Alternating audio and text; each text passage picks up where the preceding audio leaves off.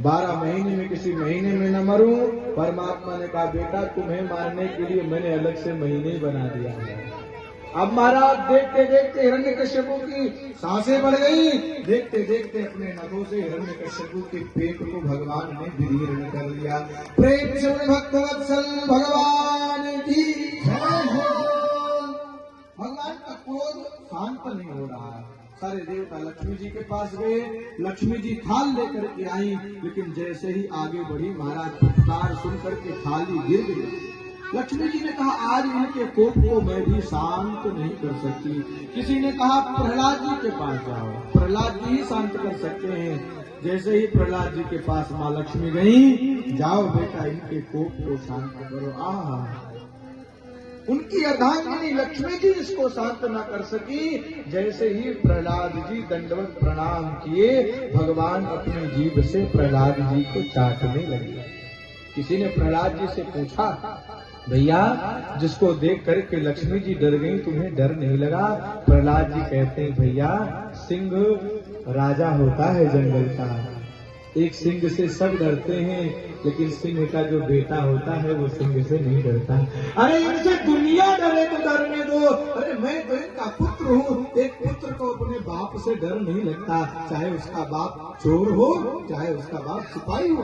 पुत्र अपने बाप से कभी डरता नहीं है। प्रणाम किया। अपनी जीभ से ठाकुर जी चाटने लगे। हिरण्यकश्यपु के पुत्र प्रहलाद से भगवान नृसिंह कहते हैं बेटा मुझे आने में बहुत देर हुई, तुझे विष पीना पड़ा।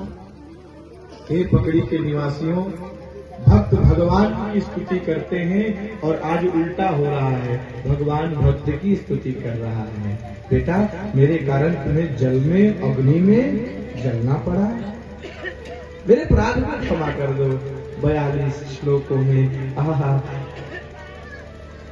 श्री प्रहलाद जी ने भगवान की स्तुति की। भगवान ने कहा मांगो क्या चाहिए।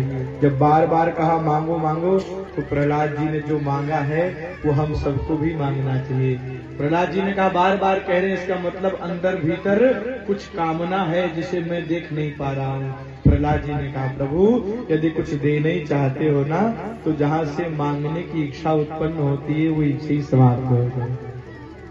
भगवान के पास जाओ ना तो भगवान से नहीं भगवान को ही मांग लेना। भगवान से भैया कभी कुछ मत मांगना, मांगना है तो परमात्मा से मांग लो। एक राजा था, उसका एक नौकर था। नौकर ने इतना अच्छा काम किया, राजा प्रसन्न हो गया। राजा ने कहा आज ये मांगेगा तो इसको राज्य दे दूंगा। राजा ने पूछ लिया तेरी इच्छा क्या है? तो नौकर ने कहा मुझे 50 रुपए दे दो। राजा ने कहा अरे अब तेरा भाग्य ही खराब है तो मैं क्या करूं?